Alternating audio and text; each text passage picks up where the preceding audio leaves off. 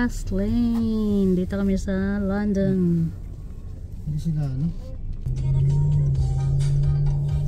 Grabe yung excitement natin, Joel, na maniligo, no? Ako talaga, ligo-ligo. Naka-short na nga lang ako eh. Naka-short na nga lang ako. Hindi na ako naligo kanina. Ako nga, hindi nga ako naligo. Hindi natuloy ang aming paligo kasi masyado malamig. Para siyang back to ano, fall. Fall season. Continue on Veterans Memorial Parkway for 8 kilometers. Oh, dalawa ang road yan. Daniel.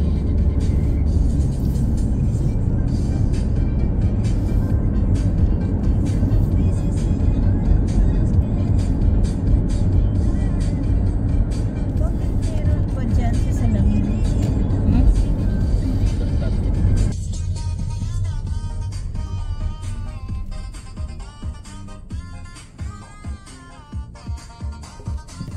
Naburi yung. Kwentuhan, maghapon. Ang layo ng resto. Nasa London. As in, dumayo talaga para Dumayo na para mag ano.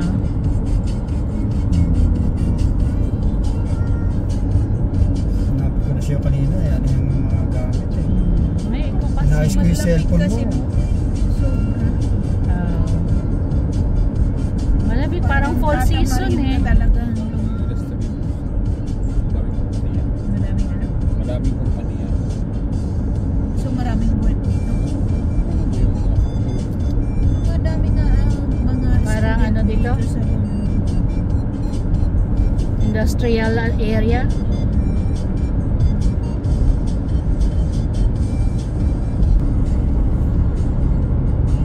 That mukhang nag-Hamilton. Mukhang nag-Niagara sila si John.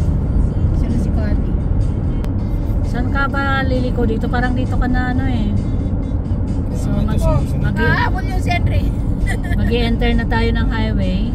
Di ba dati naligaw tayo dito? East. 401 East. Windsor. So east ka ha? East. Windsor. Diyan ako pumunta sa west. That Naalala ko. yung si ano ba? Si In 600 meters, take the Ontario 401 East ramp to Toronto. Ang west is papunta pa ron. Tayo sa east.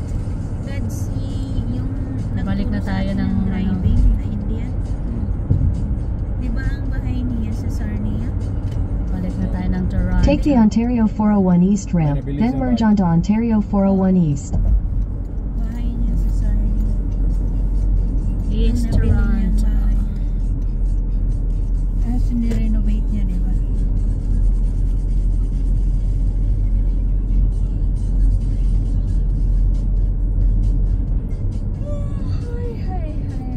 Nung sa fishing namin ay para halos ano, halos 360 degree ang ikot.